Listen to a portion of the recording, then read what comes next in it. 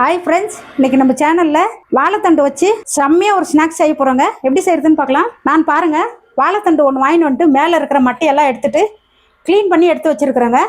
இது இப்படியும் செய்யலாம். நான் எப்படி செய்யறதுன்னு செஞ்சு காட்டுறேன் பாருங்கள். வாழைத்தண்டு நம்ம இந்த மாதிரி ரவுண்ட் ரவுண்டாக கட் பண்ணி எடுத்துக்கணுங்க. கட் பண்ணுறது கொஞ்சம் கஷ்டம். வேறு பீஸு கட் பண்ணி எடுத்து தண்ணியில் போட்டு வச்சுக்கணுங்க. பாருங்கள், இந்த மாதிரி கட் பண்ணிக்கணும். கட் பண்ண வாழைத்தண்டு க்ளீன் பண்ணிக்கிறதுக்கு தண்ணி வச்சுருக்குறேங்க. இதில் நம்ம இப்போ கொஞ்சமாக தயிர் சேர்த்துக்கலாங்க. கொஞ்சமாக கெட்டி தயிர், இல்லை மோர் இருந்தால் மோர் சேர்த்துக்கோங்க. கொஞ்சமாக பவுடர் உப்பு சேர்த்துக்கலாங்க.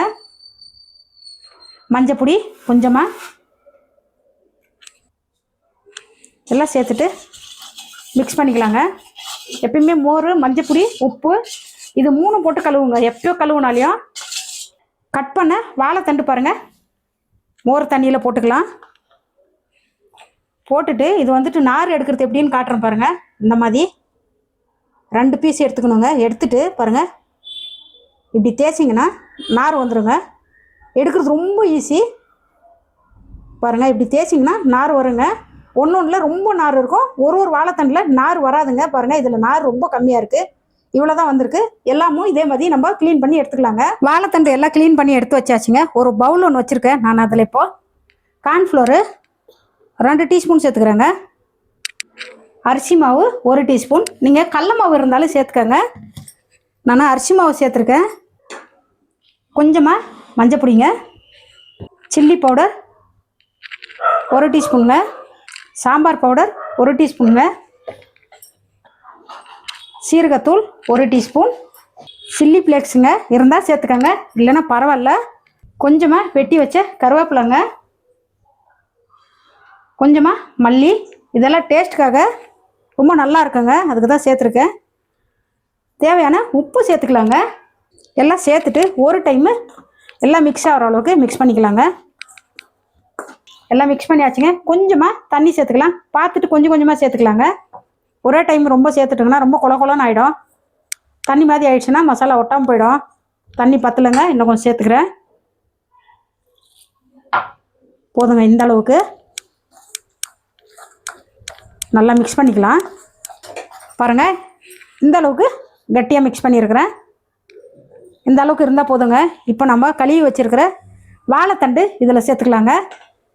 கட் பண்ணி க்ளீன் பண்ண வாழைத்தண்டெல்லாம் சேர்த்தாச்சுங்க. கையிலேயே மிக்ஸ் பண்ணிக்கலாம். வாழைத்தண்டு வந்துட்டு நம்ம அடிக்கடிக்கு சேர்த்துக்கணுங்க. எப்பயுமே கடையிலையும் கிடைக்கும், வீட்டுக்கிட்டேயும் இருக்கும். ஊர்லன்னா வீட்டுக்கிட்டே இருக்குங்க. இது நான் இப்போ கடையில் வாங்கிட்டு வந்தது. காலையில் போய் ஃப்ரெஷ்ஷாக வாங்கிட்டு வந்து உங்களுக்கு செஞ்சு காட்டின்னு இருக்கிறேன். காலையில் போனால் இங்கே கிடைக்குதுங்க, ஞாயிற்றுக்கிழமை நாளையில். அதனால் வாங்கிட்டு வந்து செஞ்சிட்ருக்கேன்.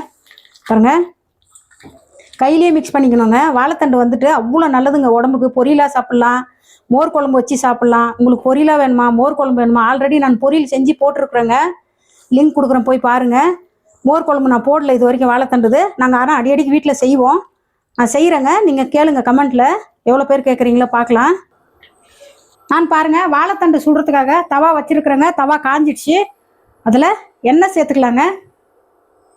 எண்ணெய் ரொம்ப கம்மியாக தாங்க தேவைப்படும். சின்ன கரண்டியில் 2 கரண்டி அளவுக்கு எண்ணெய் சேர்த்துக்கிறேங்க. எண்ணெய் காஞ்சிடுச்சுங்க. இப்போ நம்ம பாருங்கள், வாழைத்தண்டு இந்த மாதிரி வச்சுக்கலாங்க.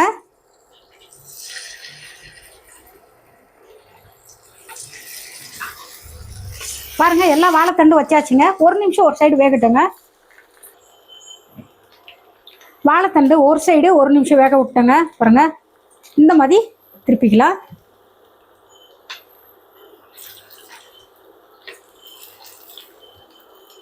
எல்லாமே திருப்பி விட்டாச்சுங்க. இப்போ நம்ம மீடியம் ஹீட்டில் 2 நிமிஷம் வேக வச்சுக்கலாங்க. திருப்பி விட்டு நல்லா வேக வச்சாச்சுங்க. இப்போ நம்ம இது எல்லாத்தையும் எடுத்துக்கலாம். பாருங்கள், இந்த மாதிரி ஒன்று ஒன்றா எடுத்துக்கலாம். எடுத்துட்டு எல்லா வாழைத்தண்டும் இதே மாதிரி சுட்டு எடுத்துக்கலாங்க.